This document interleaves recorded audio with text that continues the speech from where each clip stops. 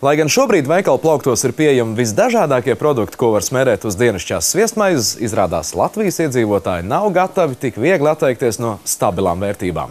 Tieši tāpēc pastēte joprojām ir tik iecienīta.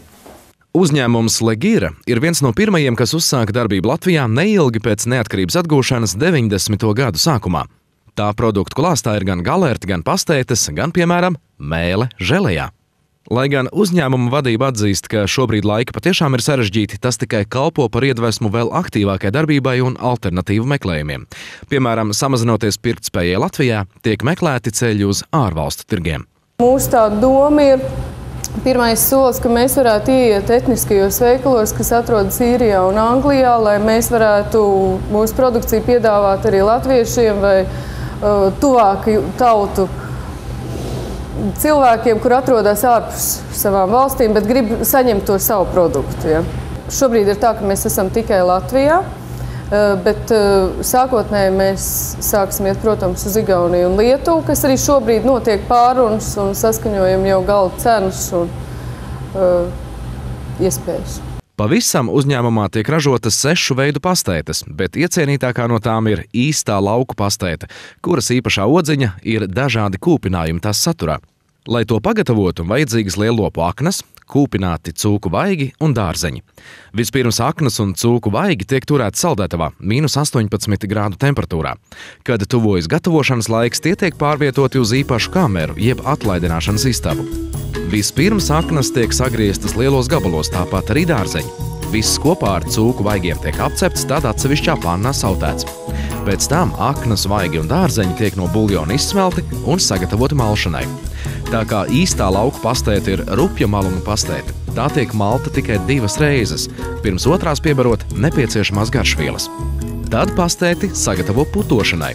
Pirms tās pavārs piebar sāli un pielej mazliet buljona. Pārputojot, pastēte kļūst cieta, tāpēc putošanas ilgumu nosaka tikai meistars pēc savas izjūtas. Tad pastēte nonāk fasēšanas telpā, kur katra paciņa tiek pildīta ar rokām. Kad paciņas gatavas, tās nes uz īpašu telpu, kur tās dzesējas aptuveni 10 stundas. Pirms doties uz veikalu plauktiem, paciņas vēl nonāk gatavās produkcijas telpā, kur nedaudz vēlāk tiek ieliktas mašīnā un mēro ceļu uz tirdzniecības vietām. Dienā tiek izvārīti 3 katli īstās lauku pastētes.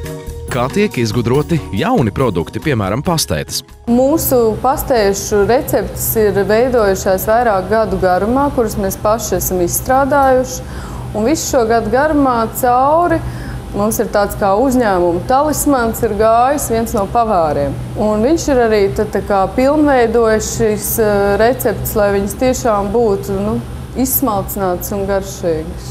Kāds no darbiniekiem, ja, parasti tā ir vadība, izdomā, kad grib kaut kādu pastēti. Pieņemsim, gribam mēs pastēti ar tomātu garšu. Mēs meklējam šo garšvielu ar tomātu garšu un nododam pēc tam rokās Jānim, pavāram, tehnologam, un sakam, es gribu labu pastēti ar tomātu garšu. Viņš mēģina 1 reizi, mēģina 2 reizi, 3 reizi, kamēr sanāk tā garša, kur mēs gribam redzēt.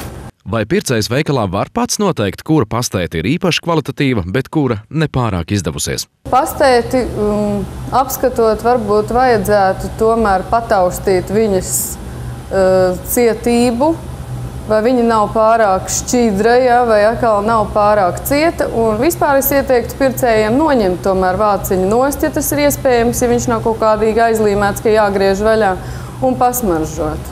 Jo tā ir pirmā tāda pazīme, ko var redzēt. Just.